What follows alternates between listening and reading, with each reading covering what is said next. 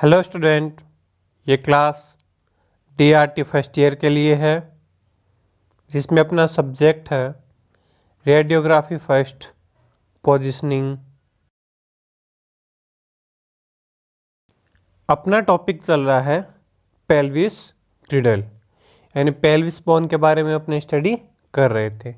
Pelvis bone में कितनी bones होती है? 2 हिप बोन होती है, एक सैक्रम और एक कोकिक्स। हिप बोन के अंदर अपने 3 बोन आती है, कौन कौन सी? इलियम, इचियम और प्यूबिक बोन। और अपने इसके अंदर कितने जॉइंट्स आते हैं? सैक्रोइलियक जॉइंट 2 होते हैं, सैक्रोकोकिजियल जॉइंट 1 होता है और एक सिम्फाइसिस प्यूबिक होता है, यानी 4 जॉइंट्स इसके अंदर आते हैं। इलियम, इचियम और प्यूबिक मिलके क्या बनाते हैं? एसिटाबुलम, जिसके अंदर हेड ऑफ फीमर जुड़ता है और हिप जॉइंट बनाता है। और जहां से इलियम सैक्रम के साथ जुड़ती है वो कौन सा जॉइंट हो गया? Sacroiliac joint, SI joint. Pelvis के अपन ने एपी व्यू और लेटरल व्यू पढ़ लिया था, उससे आगे के आज अपने स्टार्ट करते हैं।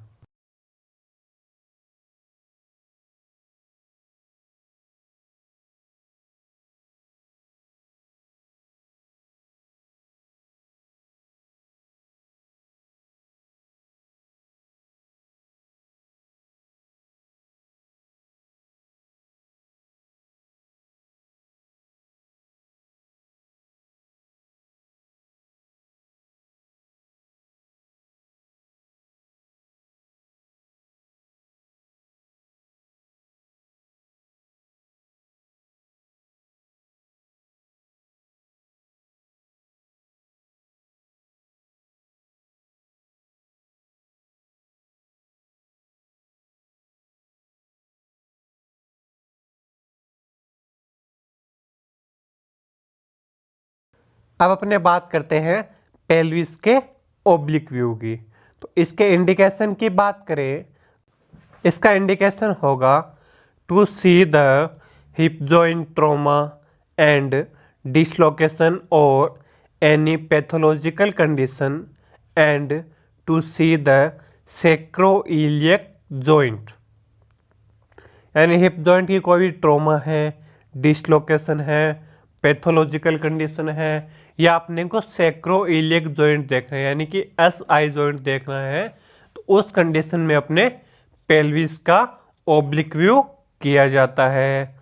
कैसेट साइज की बात करें तो कैसेट साइज इसमें अपना रहेगा 12, 15 और 14, 17 का।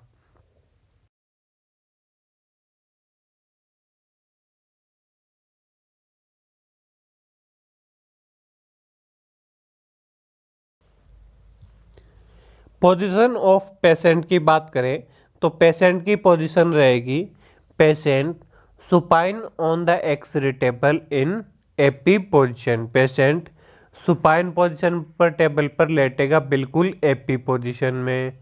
Then the patient rotate 30 degree to 35 degree to the affected side.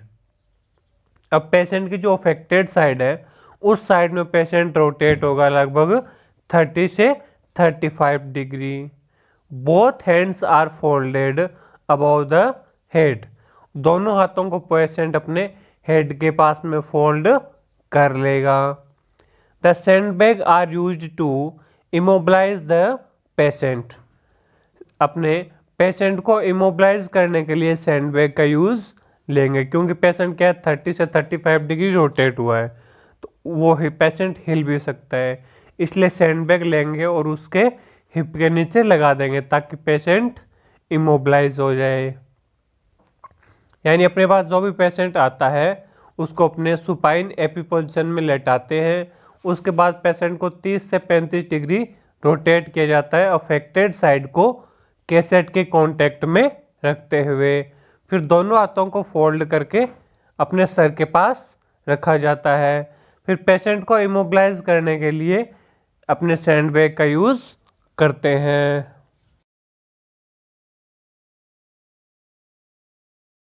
अब नेक्स्ट अपने बात करते हैं पोजीशन ऑफ कैसेट। कैसेट की पोजीशन इसमें क्या रहेगी? The cassette upper border should be on the umbilicus. Cassette की अपर बॉर्डर अम्बलाइकस के लेवल पर रखी जाती है, जो कि अपने पेल्विस के एक्सरे में नॉर्मल रखते हैं, क्योंकि अम्बलाइकस के लेवल पे रखने पे अपने दोनों इलियक क्रस्ट जो कि पेल्विस में आते हैं और नीचे प्यूबिक सिम्फाइसिस तक का लेवल अपना कैसेट में आना चाहिए। सेंटरिंग की बात करें तो अपनी सेंटरिंग की जाएगी central ray over the 1 inch above to the hip joint और द इलियक फोसा। जो अपना हिप जॉइंट होता है, हिप जॉइंट मतलब जहाँ अपना हेड ऑफ ह्यूमर जुड़ता है, उससे 1 इंच ऊपर अपने सेंटरिंग करेंगे। यानी पेशेंट का जब ओब्लिक पोजीशन में है तो उसका ऊपर पार्ट कौन सा होगा? एक हिप जॉइंट तो नीचे कैसेट के टच में हो जाएगा और दूसरा हिप जॉइंट ऊपर की तरफ रहता है। तो जो ऊपर की तरफ हिप जॉइंट है उससे 1 इंच ऊपर अपनी सेंटरिंग की जाती है।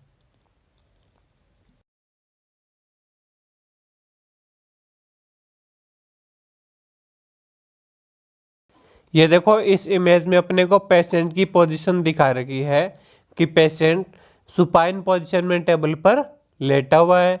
फिर पेशेंट को 30 या 35 डिग्री रोटेट करते हैं अफेक्टेड साइड को कैसेट के टच में रखते हुए। दोनों हाथों को क्या किया? सर के पास फोल्ड कर दिया। अब जो पेशेंट का ऊपर उठाई हुई हिप जॉइंट है उसके नीचे अपने क्या है? सैंडबैग लगा देते हैं ताकि पेशेंट इमोबिलाइज हो जाए। उसके बाद सेंटरिंग की बात करें तो सेंटरिंग इसमें देखो कहाँ की हुई है? एक हिप जॉइंट अपना कैसेट के टच में आ गया, दूसरा जो हिप जॉइंट है वो अपना क्या है? ऊपर के पार्ट में। तो उस हिप जॉइंट से 1 इंच ऊपर की तरफ अपने सेंटरिंग की जाती है।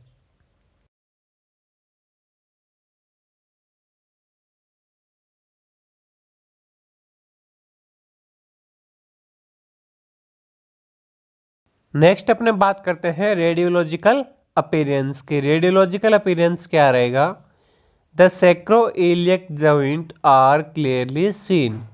अपने को सैक्रम और इलियम के बीच में जो जॉइंट होता है सैक्रोइलियक जॉइंट, वो क्लियरली विजिबल हो जाता है। Head of humour super impose the ischium bone. जो हेड ऑफ ह्यूमर होता है वो इस्चियम बोन के द्वारा सुपर इम्पोज हो जाएगा। Ilium, ischium and pubic bone are well seen. अपने को इलियम, इस्चियम और प्यूबिक तीनों बोन लगभग सीन हो जाएगी।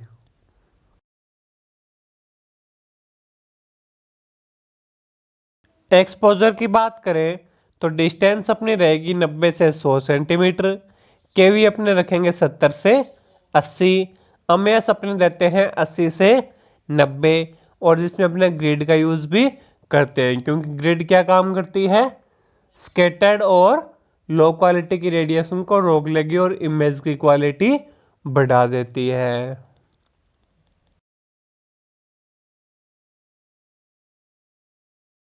ये देखो ये अपने को एक पेल्विस के ओब्लिक व्यू की रेडियोलॉजिकल इमेज दिखाई गई है, जिसके अंदर जो हिप जॉइंट कैसेट के टच में है वो अपने को सीन हो रहा है और जो ऊपर वाला हिप जॉइंट है वो भी अपने को लगभग सीन हो रहा है। इसके अंदर अपने को सैक्रो इलियक जॉइंट दिखाई दे रहा है। Ilium, ischium and pubic bone तीनों अपने को दिखाई दे रही है। लेकिन इस्चियम बोन क्या कर रही है? हिप जॉइंट को सुपर इम्पोज कर रही है। वो भी देखो इसमें अपने को पता लग रहा है कि दोनों साइड में इस्चियम बोन प्यूबिक को सुपर इम्पोज कर रही है। ये अपने पेल्विस के ओब्लिक व्यू की रेडियोलॉजिकल इमेज होती है।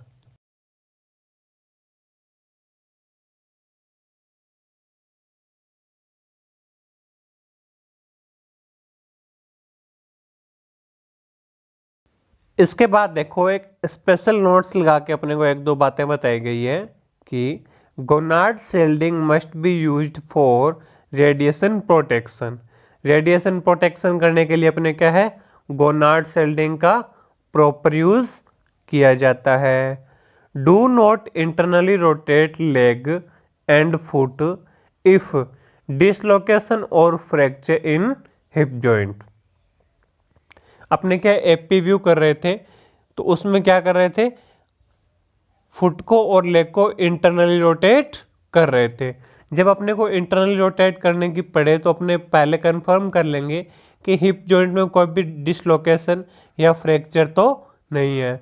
अगर ऐसी कोई कंडीशन होती है तो अपने फुट और लेग को इंटरनली रोटेट नहीं करेंगे।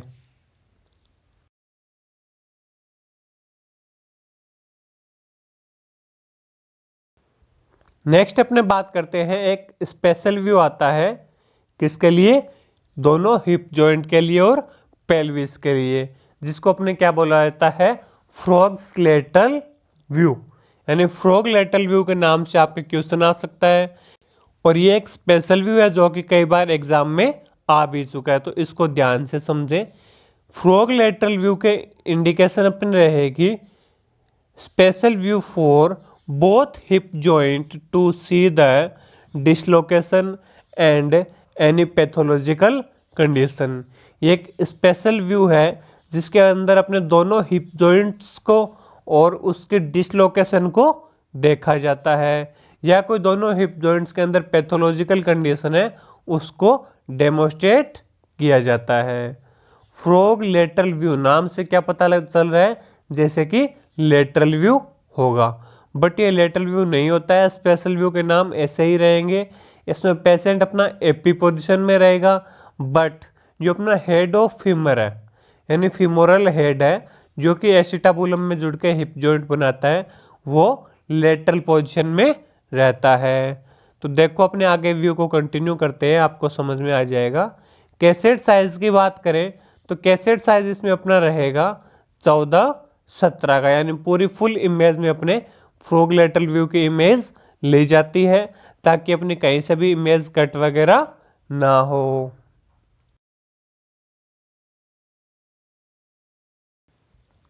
नेक्स्ट अपने पोजीशन ऑफ पेशेंट यानी पेशेंट के पोजीशन की बात करें तो पेशेंट की पोजीशन इसमें किस प्रकार रहेगी, देखो। Patient lies supine on the X-ray table in AP position. Patient AP position में एक्सरे टेबल पर सुपाइन लेट जाएगा। Anterior superior iliac spine are equal distance to the table. जो पेशेंट के एंटीरियर सुपीरियर इलियक स्पाइन्स होते हैं वो दोनों टेबल से इक्वल डिस्टेंस पर रहेंगे।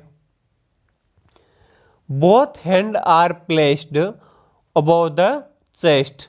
पेशेंट क्या करेगा, अपने दोनों हाथों को फोल्ड करेगा और चेस्ट पर रख लेगा। Patient middle sagittal plane should be perpendicular to the table. और जो पेशेंट का मिडल सजाइटल प्लेन होता है वो टेबल से परपेंडिकुलर रहता है। ये अपने पेशेंट के एपी व्यू की बात हो गई। इसके बाद में अपने पेशेंट का फ्रॉग लेटरल व्यू की कंडीशन में लेके आते हैं। यानी एपी व्यू लाने के लिए अपन ने क्या किया, पेशेंट को एपी व्यू में टेबल पर लेटा दिया। उसके बाद पेशेंट के दोनों anterior superior iliac spine table से इक्वल डिस्टेंस पर कर दिए। उसके बाद पेशेंट के दोनों हाथों को चेस्ट पर रख दिया और पेशेंट का जो मिडल सजाइटल प्लेन है वो टेबल से परपेंडिकुलर रहना चाहिए। इसमें अपने ये भी कर सकते हैं कि जो पेशेंट की मिड लाइन है वो अपने जो टेबल की मिड लाइन होती है उसके इक्वल रहनी चाहिए। अब अपने पेशेंट की स्पेशल पोजीशन लगाई जाएगी। नेक्स्ट देखो, the patient knee are flexed and rotate laterally so that foot are flat on the table. Patient की नी को अपने क्या करेंगे, फ्लेक्स करेंगे और अपने जो नीज है उनको लेटरली यानी बाहर की साइड रोटेट करेंगे, जिससे जो फुट है वो टेबल पर फ्लैट पोजीशन में आ जाए। Then rotates the legs outwards as far as possible 45 degree, resting the soles of foot together. अब अपने क्या करेंगे, जो दोनों नी है उनको बाहर की साइड, दोनों लेग्स को बाहर की साइड रोटेट करेंगे लगभग 45 डिग्री या जितना पॉसिबल हो सकता है उतना रोटेट किया जाता है, जिसमें अपने लगभग 45 डिग्री रोटेट किया जाता है, जिससे दोनों फुट के सोल्स यानी पाँव की थलियां आपस में कांटेक्ट में आ जाएगी। दोबारा देखो, नी को अपने क्या करेंगे, फ्लेक्स करेंगे, और नी को फ्लेक्स करने के बाद दोनों जो फुट के सोल्स है उनको पास पास में रखेंगे, और अब जो अपने लेग्स है उनको आउटवर्ड अपने रोटेट करते हैं, बाहर की साइड फुली रोटेट करते हैं जितना पॉसिबल हो सकता है। लगभग 45 डिग्री या 45 डिग्री से ऊपर होना चाहिए। उसके बाद अपने क्या करेंगे, जो दोनों फुट के सोल्स हैं वो आपस में कांटेक्ट में कर लेंगे। The sandbag are used to immobilize the patient. अब अपने क्या करेंगे, पेशेंट लेफ्ट या राइट में हिले नहीं, इसके लिए सैंडबैग लेते हैं और दोनों हिप जॉइंट के पास लगा देंगे ताकि पेशेंट इमोबिलाइज हो जाएगा और इमेज अपनी क्लियर आएगी।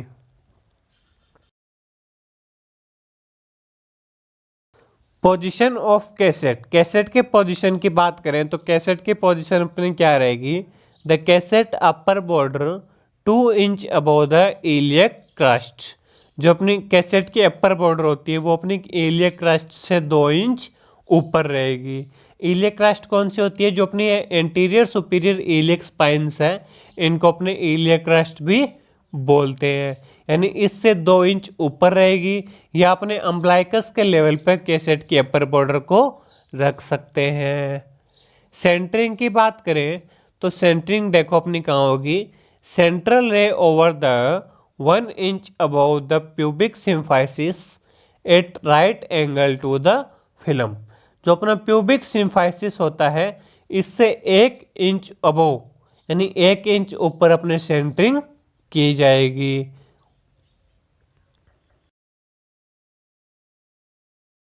इसमें देखो अपने पेशेंट की पोजीशन दिखा रखी है। पेशेंट सबसे पहले एपी पोजीशन में लेटता है, जिसके अंदर पेशेंट के दोनों हाथों को फोल्ड करके चेस्ट पर रखवाया जाएगा। पेशेंट के दोनों anterior superior iliac spine table से इक्वल डिस्टेंस पे रहेंगे। पेशेंट का मिडल सजाइटल प्लेन टेबल के परपेंडिकुलर रहता है। ये होगी अपनी एपी की पोजीशन। उसके बाद अपने स्पेशल पोजीशन लगाने के लिए क्या करेंगे, दोनों नी को फ्लेक्स करेंगे और फुट दोनों उनको पास पास में ले आएंगे। अब अपने क्या करेंगे, दोनों लेग्स को लेटरली एंड बाहर के साइड रोटेट करेंगे जितना पॉसिबल होता है। तो एज फार एज पॉसिबल जितना आपने दूर ला सकते हैं टांगों को, यानी बाहर की साइड रोटेट कर सकते हैं, उतना किया जाता है लगभग 45 डिग्री पे। उसके बाद जो अपने दोनों फुट के सोल्स हैं उनको आपस में कांटेक्ट में किया जाता है, यानी पूरा रोटेट करेंगे तो अपने जो फुट के सोल्स है वो आपस में कांटेक्ट में आ जाएंगे। अब अपने सैंडबैग लेंगे और हिप बोन के पास लगा देंगे पेशेंट को इमोबिलाइज करने के लिए। ये अपने पेशेंट के पोजीशन हो जाती है। इसके बाद सेंटरिंग की बात करें तो सेंटरिंग कहाँ की जाएगी, बिल्कुल जो अपना प्यूबिक सिम्फाइसिस है इससे 1 इंच ऊपर अपने सेंटरिंग की जाती है।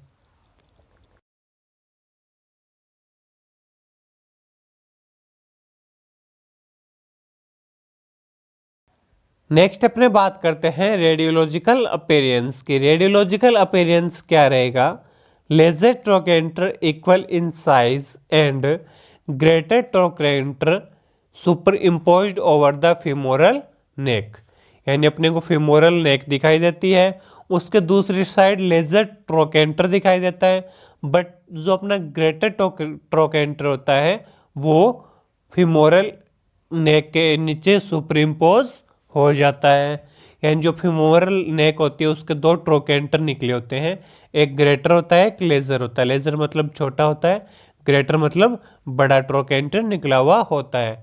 जो अपना लेजर ट्रोकेंटर है वो तो अपने को क्लियरली सीन हो जाएगा, जो इसका साइज है वो अपने को पूरा दिखाई देगा, और जो ग्रेटर ट्रोकेंटर है वो फीमोरल नेक के नीचे सुपर इम्पोज हो जाता है। The ilium ischium and pubic bone are well seen. इसमें अपने को इलियम इस्चियम और प्यूबिक बोन तीनों क्लियरली विजिबल जहाँ तक है हो जाएगी। The sacroiliac joint are clearly seen, और जो सैक्रोइलियक जॉइंट होता है एसआई जॉइंट, वो अपने को क्लियरली सीन हो जाएगा।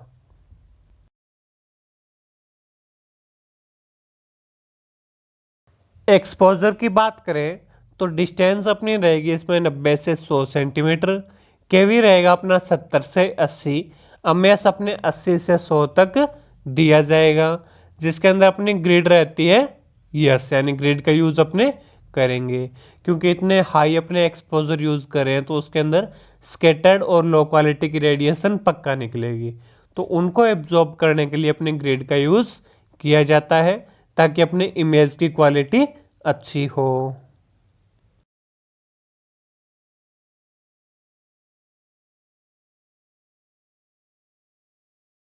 देखो ये अपने फ्रॉग लेटरल व्यू के एक इमेज दिखाई गई है जिसके अंदर दोनों हिप जॉइंट अपने देखो साइड में दिखाई दे रहे हैं, ऐसे अपने पोजीशन लगाई थी। इसके अंदर अपने को दोनों हिप जॉइंट दिखाई दे रहे हैं। लेजर ट्रोकेंटर देखो अपने को हल्का सा दिखाई दे रहा है, बट जो ग्रेटर ट्रोकेंटर होता है वो सुपर इम्पोज हो चुका है।